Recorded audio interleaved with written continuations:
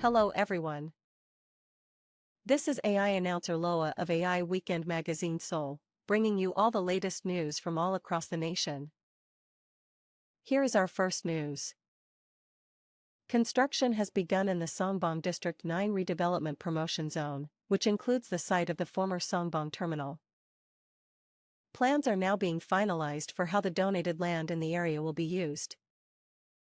A multi-purpose cultural facility, including a wedding hall, is expected to be built there. Here's the reporter Lee Hae-jin.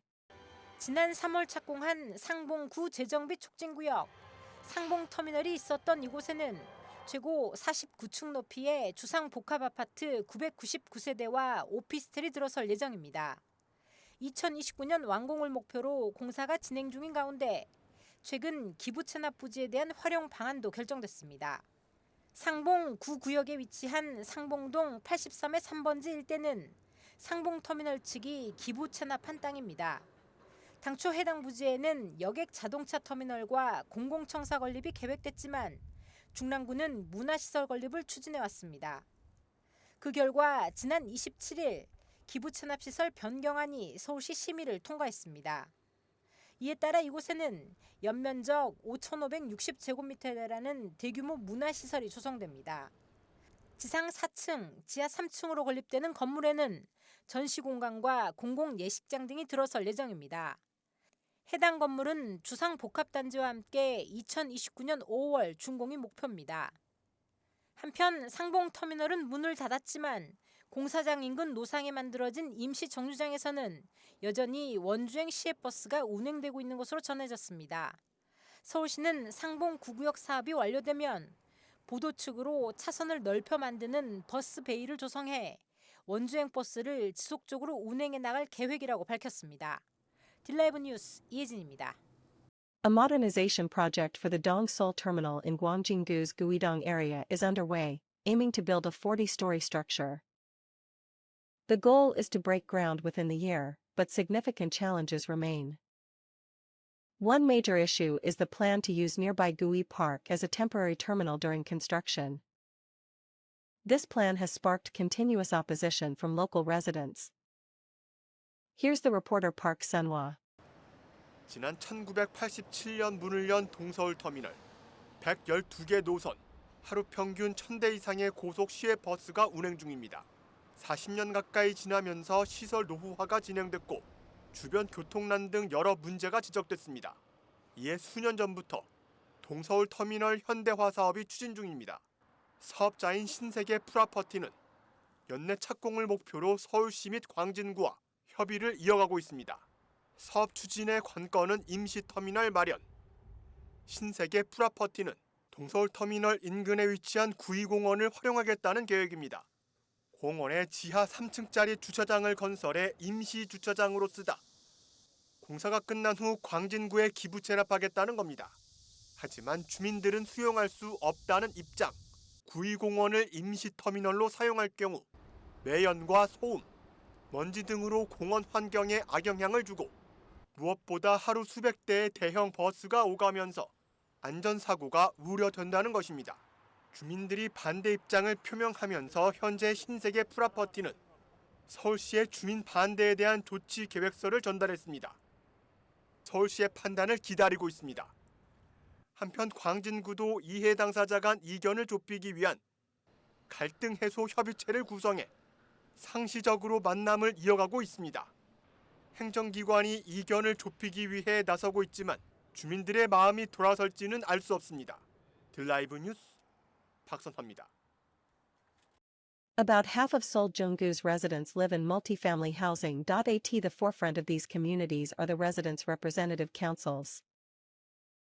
However, frequent legal revisions and ongoing issues such as noise between floors present significant challenges.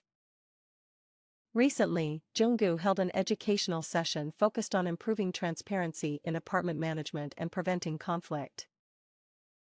Here's the reporter Yu Seung-han. 공동주택 관리 체계와 필수 정보를 학습하는 시간. 지역 내 70여 개 공동주택 단지 입주자 대표 회의 구성원들이 한자리에 모였습니다. 저희 중구에서 이 공동주택에 대해서 최근에 몇 년 전부터 정말 중구에 사는 것이 서로 행복하고 또 재밌고 또 따뜻한 그런 이웃의 정을 느끼면서 살게 하기 위해서는 이 공동주택 구성원들이 서로 행복해야 된다라는 생각 때문에 필요한 지원과 또 여러 가지 이 행사들도 계획하면서 우리 공동주택 중심의 행정도 그동안 좀 소홀히 했던 부분이 있었는데 더 강화하자. 강의는 중앙공동주택관리지원센터 소속 전문 강사가 맡았습니다. 모두 9개로 구성한 교육 항목에서 첫 번째 주제는 최신 법령. 강의 내용에 따르면 지난해부터 관리비 등의 공개 대상은 확대됐고 지자체 감사 요청 주민 동의 비율은 완화됐습니다. 또 500세대 이상은 층간소음관리위원회를 의무적으로 구성해야 합니다. 올해 4월부터 시행된 개정 법령에는 주차장 외부 개방 활성화 차원에서 민관 위탁이 허용됐고 어린이집 임대계약 동의 요건도 완화됐습니다. 교육 과정에선 공동체 내 분쟁 예방과 갈등 관리 방안도 제시됐습니다.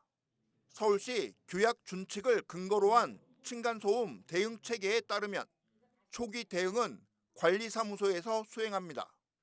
이후 문제가 해결되지 않는다면 각 단지에 구성된 층간소음 관리위원회에서 중재합니다. 만약 관리위원회가 없거나 자체 해결이 어려울 경우 공동주택관리 분쟁조정위원회 등 외부 기관의 도움을 요청할 수 있습니다. 교육장에선 금형구역 지정 등 간접흡연 노출 규제 정책도 세밀하게 소개됐습니다. 공동주택 검정구역 지정 제도가 있습니다. 이건 뭐냐면 시장 거주 세대의 2분의 1 이상 동의를 받아서 지자체에다가 이 지역은 검정구역으로 지정해 주세요. 이렇게 지자체 요청을 할 수가 있습니다. 공동주택 관리의 전문성을 높이고 주민 간의 원활한 소통과 갈등 예방을 위해 마련된 공동주택 입주자 대표회의 교육. 많은 주민들의 삶의 질 향상에 기여할 것으로 기대를 모으고 있습니다. 딜라이브 뉴스 유승환입니다. That is everything for today. This was AI Weekend Magazine Seoul.